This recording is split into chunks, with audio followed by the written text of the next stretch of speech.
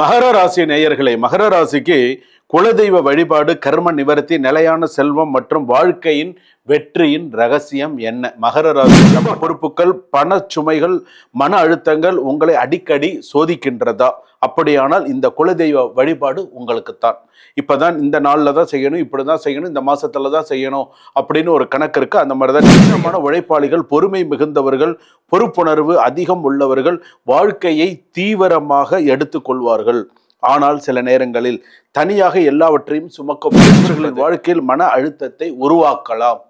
So இப்படியெல்லாம் இருக்கு, இந்த பிரச்சனைகள்லாம் இருக்கு. அப்போ நீங்க எந்த விஷயத்துல எப்படி இந்த குலதெய்வ வழிபாடு பண்ண?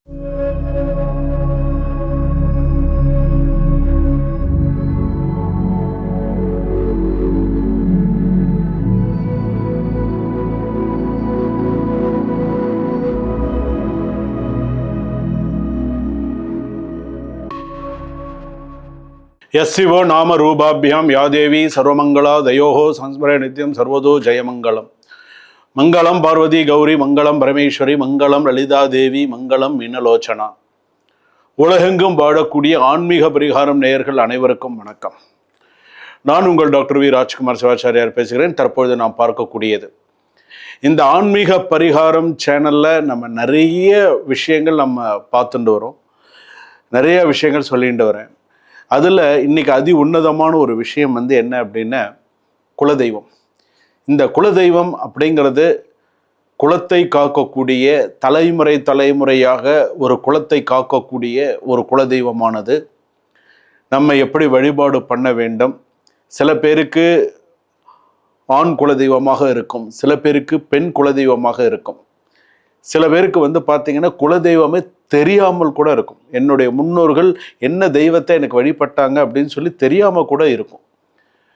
ஸோ இதில் வரக்கூடிய இந்த வீடியோ கடைசி வரைக்கும் ஸ்கிப் பண்ணாமல் பாருங்கள். ஏன்னா இப்போது ஒரு குலதெய்வம் கோவிலுக்கு போகிறது அப்படின்னு சொன்னால் நம்ம நினச்ச நேரத்துக்கு குலதெய்வம் கோவிலுக்கு போக முடியாது.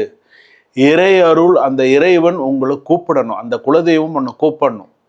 அப்போ தான் உன்னால் அந்த குலதெய்வம் கோவிலுக்கு போய் மனசார நீ ஒரு பொங்கல் வச்சு கும்பிட்டாலும் சரி, நீ ஒரு அபிஷேகம் பண்ணினாலும் சரி, ஒரு அன்னதானம் கொடுத்தாலும் சரி, ஏதாவது ஒரு தான தர்மங்கள் பண்ணினாலும் சரி, அந்த குலதெய்வம் உன்னை அழைக்க வேண்டும்.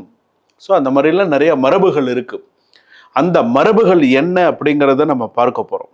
இப்போ 12 ராசி இருக்குது, நமக்கே தெரியும் 12 ராசி, என்னென்ன ராசி இருக்குது அப்படிங்கிறது நமக்கு தெரியும். 12 ராசி. அப்போ இந்த 12 ராசியில் இந்த முன்னோர்கள் ஆசீர்வாதம் மற்றும் கர்ம பந்தங்களை சமநிலைப்படுத்தும் வழிபாடாக இந்து சாஸ்திரங்களில் கூட கூறப்படுவது அந்த குலதெய்வ வழிபாடு அப்படிங்கிறது. ஜோதிட ரீதியாக ஒவ்வொரு ராசியினரும் எந்த மாதத்தில் வழிபட்டால் சிறப்பு. இப்போ ஒரு குடும்ப தலைவன் இருக்கார், அஸ்வினி நட்சத்திரம், பரணி நட்சத்திரம், கிருத்திகை நட்சத்திரம் 1ஆம் பாதம் வரையில மேஷ ராசி. இப்போ ஒரு மேஷ ராசியில பிறந்திருக்கக்கூடிய ஒரு குலதெய்வம், மேஷ ராசியில பிறந்திருக்கக்கூடிய ஒரு தலைவன் எந்த மாசத்துல அவன் அந்த குலதெய்வத்தை மனதார வழிபாடு செய்தால் அவனுக்கு அந்த வருஷம் முழுக்க சிறப்பாக இருக்கும் அப்படிங்கிறத நம்ம தெரிஞ்சுக்கலாம். அது உண்மையா அது நம்ம தெரிஞ்சுக்கலாம். ஏன்னா அந்த மாசத்துல நீங்க போய் வழிபாடு செய்தால் 100 இல்ல 200% உங்களுக்கு கைமேல பலன்கள் கண்டிப்பாக கிடைக்கும். அதுவும் முக்கியமாக இந்தந்த தெய்வங்களாக இருந்தால் இன்னும் கை மேலே உங்களுக்கு பலன் கிடைக்கும். விரதம் இருந்து அந்த தெய்வ வழிபாடானது நீங்கள் சிறப்பாக செஞ்சீங்க அப்படின்னு சொன்னால் கை மேலே பலன் கிடைக்கும். இது நிதர்சனமான உண்மை. இன்னும் நிறைய விஷயங்கள் ஆன்மீக பரிகாரம் சேனலில் இன்னும் நிறைய விஷயங்கள் நான் உங்களுக்கு சொல்லிக் கொடுக்க போகிறேன். அணுவான விஷயங்கள்லாம் சொல்லிக் கொடுக்க போகிறேன். எதெல்லாம் வாழ்க்கைக்கு தேவையான விஷயங்கள் எல்லாம் சொல்லிக் கொடுக்க போகிறேன். அது எல்லாமே நீங்கள் தெரிஞ்சுக்கணும். ஸோ எப்படி நம்ம தெரிஞ்சுக்கணும், என்னென்ன மாதிரியான சில விஷயங்கள்லாம் நம்ம தெரிஞ்சுட்டு அதன்படி நம்மளுடைய வாழ்க்கையை பயணித்தால் அந்த இல்லற வாழ்க்கை நல்லறமாக மாறி அந்த தெய்வ கடாட்சத்துடன், அந்த ஒற்றுமையுடன், அந்த சந்ததிகளோடு சிறப்பாக உங்களால் இருக்க முடியும். இது உண்மை. ஸோ வாங்க வீடியோக்குள்ளே போகலாம். கடைசி வரைக்கும் ஸ்கிப் பண்ணாமல் பாருங்கள். மேஷ ராசியிலிருந்து மீன ராசி வரையில் ஒரு மீன ராசியில் பிறந்திருக்கக்கூடியவர்கள், ஒரு மேஷ ராசியில் பிறந்திருக்கக்கூடியவர்கள் எந்த மாதத்தில் எப்படியெல்லாம் வழிபாடு பண்ணணும், என்ன மாதிரியான வழிபாடுகள் பண்ணணும், என்ன கையில் கொண்டு போகணும், எப்படியெல்லாம் வழிபாடு செய்தால் சிறப்பு, அப்படியெல்லாம் நம்ம தெரிஞ்சுக்கலாம். மகர ராசி நேயர்களே, மகர ராசிக்கு குலதெய்வ வழிபாடு, கர்ம நிவர்த்தி, நிலையான செல்வம் மற்றும் வாழ்க்கையின் வெற்றியின் ரகசியம் என்ன? மகர ராசி என்ன பண்ணணும்? மகர ராசியில் பிறந்தவர்களே, உங்கள் வாழ்க்கையில் எல்லாமே தாமதமாக கிடைக்கிறதா? ஒண்ணு. மற்றவர்கள் எளிதாக அடையும் வெற்றிக்கு நீங்கள் பல மடங்கு உழைக்க வேண்டி இருக்கிறதா? 2. குடும்ப பொறுப்புகள், பண சுமைகள், மன அழுத்தங்கள் உங்களை அடிக்கடி சோதிக்கின்றதா? அப்படியானால் இந்த குலதெய்வ வழிபாடு உங்களுக்குத்தான். இப்பதான் இந்த நாள்ல தான் செய்யணும், இப்படிதான் செய்யணும், இந்த மாசத்துல தான் செய்யணும் அப்படின்னு ஒரு கணக்கு இருக்கு. அந்த மாதிரிதான் நீங்க செய்யணும். கடினமான உழைப்பாளிகள், பொறுமை மிகுந்தவர்கள், பொறுப்புணர்வு அதிகம் உள்ளவர்கள் வாழ்க்கையை தீவிரமாக எடுத்துக்கொள்வார்கள்.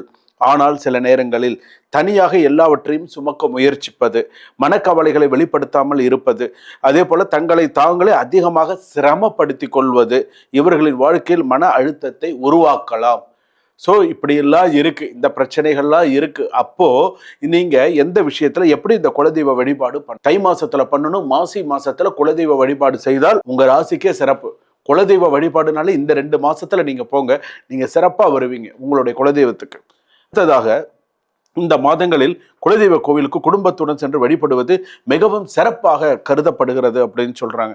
உங்களுக்கு ஆண் தெய்வங்கள்லாம் என்னென்ன? சிவபெருமான், பைரவர் ரிலேட்டடா இருக்கக்கூடியது ஐயனார், வீரனார், அதுக்கப்புறம் வந்து பார்த்தீங்க அப்படின்னு சொன்னா இந்த மாதிரியான சில சுவாமிகள்லாம் உங்களுக்கு அதிகமாக உண்டு.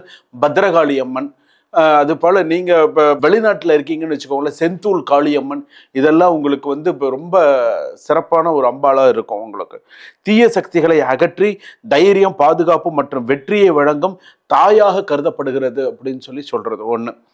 சொல்ல வேண்டிய மந்திரம் ஓம் தீர்க்க நேத்ராய வித்மஹே கேலஹஸ்தாய தீமஹே தன்னோ குலதேவதா பிரஜோதயாது. இதை நீங்க சொல்லுங்க 27 முறை 36 முறை ஜபிக்கவும். இதெல்லாம் நீங்க சொன்னீங்கனாலே ரொம்ப சிறப்பு. அதே போல என்ன நெய்வேத்தியம் செய்ய வேண்டும், சுவாமிக்கு என்ன நெய்வேதனம் செய்தால் சிறப்பானது? தேங்காய், வெத்தலை, பாக்கு, பழங்கள் நார்மலா எல்லாமே செய்யறது. சுவாமிக்கு நைவேத்தியம் செய்யக்கூடியது அம்பாளா இருந்தாலும் மற்ற சுவாமியாக இருந்தாலும் அந்த இடத்துல நீங்கள் நிவேதனம் செய்ய வேண்டிய ஒரு சுவாமி நைவேத்தியம் வந்து கதம்ப சாதம் அப்படின்னு சொல்லுவாங்க. கதம்ப சாதம் அப்படின்னு சொல்லுவாங்க. அதை நைவேத்தியம் செய்வதால் சிறப்பு ஒன்று. அதோடு சேர்த்து செய்வது என்ன அப்படின்னு கேட்டால் தயிர் சாதம், கர்ட் ரைஸை சொல்கிறோம் இல்லையா, அதை நீங்கள் சேர்த்து இந்த 2 நைவேத்தியத்தையும் சேர்த்து சுவாமிக்கு செய்தால் சிறப்பானது அப்படின்னு சொல்றது. அது இதை படைத்து விடுவது மிகவும் சிறப்பாக. சுவாமிக்கு நீங்க ஆத்மார்த்தமா மனசார நைவேத்தியம் பண்ணுங்க, சிறப்பாக உங்களுக்கு நன்னா இருப்பீங்க. இதனால என்னென்னலாம் உங்களுக்கு தவிர்க்கிறது? எதிர்மறை எண்ணங்கள், தங்களின் உடல் நலத்தை புறக்கணிப்பது, குடும்பத்தின் உணர்ச்சிகளை பகிராமல் இருப்பது, குலதெய்வ தரிசனத்தை தள்ளி போடுவது, இதெல்லாம் நீங்க தவிர்க்க வேண்டிய விஷயங்கள். நல்ல விஷயங்கள் எல்லாமே எந்த மாசத்துல என்ன சொல்லியிருக்கேனோ அதை அப்படியே நீங்க செஞ்சீங்கன்னு சொன்னா வாழ்க்கையில மேல மேல மேல சிறப்பா இருக்கலாம், எந்த குறை இல்லாமல் நன்னா இருக்கலாம். மகர ராசியினர் மலை போல் எப்படி 1000 ஆண்டுகள் அசையாமல் நிற்கிறதோ அதுபோல் உங்கள் வாழ்க்கையிலும் உறுதி மற்றும் பொறுமை மிகப்பெரிய பலம் அப்படின்னு சொல்லலாம். அதனால் பொறுமையுடன் குலதெய்வ அருளும் சேர்ந்தால் தாமதமான வெற்றிகளும் நிச்சயமாக வந்து சேரும் என்று முன்னோர்கள் நம்பினர். தாமதமாக வெற்றி கூட சீக்கிரமா உங்களுக்கு வந்துடும், அந்த மாதிரி இருக்கு. ஒரு தீபம் ஏற்றினால் ஒரு குலதெய்வத்துக்கு ஒரு தீபத்தை குலதெய்வத்தை நினைச்சு ஏற்றுறா 100 தீபம் ஏற்றியதற்கு சமம் அப்படின்னு சொல்லுவாள். அது மாதிரி பண்ணுங்க. உழைப்பு வெற்றியை தரும், குலதெய்வ அருள் அந்த வெற்றியை நிலைத்திருக்க செல்லும், செல்வமாக மாற்றி தரும் அப்படின்னு சொல்லக்கூடிய அளவுக்கு அதுக்கு சக்தி உண்டு. குலதெய்வ அருள் பெற்று கர்ம நிவர்த்தி, நிலையான செல்வம் மற்றும் குடும்ப நலம் மற்றும் வாழ்க்கை வெற்றியை பெருகட்டும் அப்படின்னு சொல்றது. சில பேருக்கு திருவோண நட்சத்திரம் மகர ராசியா இருந்து விஷ்ணு கோத்திரமா இருக்கு அப்படின்னு சொன்னா நீங்க பெருமாள் வழிபாடு, யோக நரசிம்மர் வழிபாடு, பெருமாள் ரிலேட்டடா வரதராஜ பெருமாள், உப்புளியப்பன், அது ரிலேட்டடா என்னென்ன வழிபாடுகள் உங்களால செய்ய முடியுமோ நீங்க செய்யலாம். சத்யநாராயண விரத பூஜை, என்னென்னலாம் மகர ராசிக்கு ரிலேட்டடா இருக்கோ அதெல்லாமே நீங்க செய்யலாம். ஆனா இந்த மாசத்துல தான் தமிழ் மாசத்துல செய்யணும்னு இருக்கு. அதையும் நான் உங்களுக்கு குறிப்பிட்டு சொல்லியிருக்கேன். அதே மாதிரி பண்ணுங்க. ஏன்னா இது கர்ம நிவர்த்தி, குலதெய்வத்துக்கும் உங்களுக்கும் இருக்கக்கூடிய பந்தம். ஒரு குடும்பத்துல 2 நட்சத்திரம் 3 நட்சத்திரம் ஒரே மாதிரி இருக்குன்னு சொன்னா இது குடும்ப பந்தம் மாதிரி இந்த குலதெய்வ வழிபாடு அப்படிங்கிறது. ஒருத்தர் வருவாங்க, ஒருத்தர் வராம இருப்பாங்க. ஒரே நட்சத்திரமா இருக்கும், வேற வேற ராசியா இருக்கும். ஒரே ராசி ஒரே நட்சத்திரமா இருக்கும். அம்மா புள்ள ஒரே நட்சத்திரமா இருக்கும், அப்பா புள்ள ஒரே நட்சத்திரமா இருக்கும். சில பேர் ஒரே வீட்டில் 3 நட்சத்திரம் ராசி ஒரே மாதிரி இருக்கும். ஸோ இந்த மாதிரி எல்லாம் இருந்தால் இந்த ராசிக்கு இப்படியெல்லாம் இருக்கு அப்படிங்கிற ஒரு கணக்கு இருக்குது. அப்போ அந்த மகர ராசிக்கான விஷயத்த சொல்லியிருக்கேன். இதை நீங்கள் அப்படியே வாழ்க்கையில் கடைபிடித்தீங்க அப்படின்னா சிறப்பு. ஸோ இதை பண்ணுங்க. இதுவரையில் நாம் பார்த்தது குலதெய்வத்திற்கான 12 ராசிகளுக்கான எந்தெந்த மாதத்தில் எப்படி நம்ம வழிபாடு பண்ணணும், என்னென்ன தெய்வமாக இருந்தால் நமக்கு இன்னும் சிறப்பு அந்த வழிபாடு அப்படிங்கிறது எல்லாமே நம்ம பார்த்தோம்.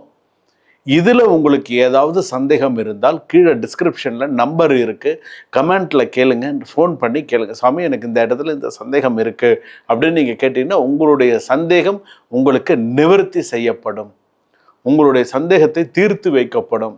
ஸோ நீங்கள் செய்ய வேண்டியது கமெண்ட்ஸ் பண்ணி, சார் சாமி நீங்கள் சொன்னது உண்மை, நான் இந்த மாதத்தில் வழிபாடு பண்ணுறேன், இவ்வளோ நாள் நான் பண்ணலை, இனிமேல் நான் இதெல்லாம் பண்ணலான்னு இருக்கேன். நான் என்ன சொல்கிறேன்னா, இவ்வளோ நாள் நீங்கள் எப்படி இருந்தீங்கன்னு தெரியாது, ஆனால் இதற்கப்புறம் உங்களுக்கான வாழ்க்கையை உங்களுக்காக நீங்கள் செய்யுங்க. மற்றவங்களுக்காக வேண்டாம், உங்களுக்காக நீங்கள் நன்னா இருக்கணும், உங்களுடைய குடும்பம், உங்களுடைய மற்ற விஷயங்கள் நன்னா இருக்கணும், உங்களுக்காக நீங்கள் இதை செய்யுங்க. செஞ்சீங்க அப்படின்னு சொன்னால் வாழ்க்கையில் மேலே மேலே சிறப்பாக இருப்பீங்க. வாழ்க வளமுடன், வளர்க ஞானத்துடன்.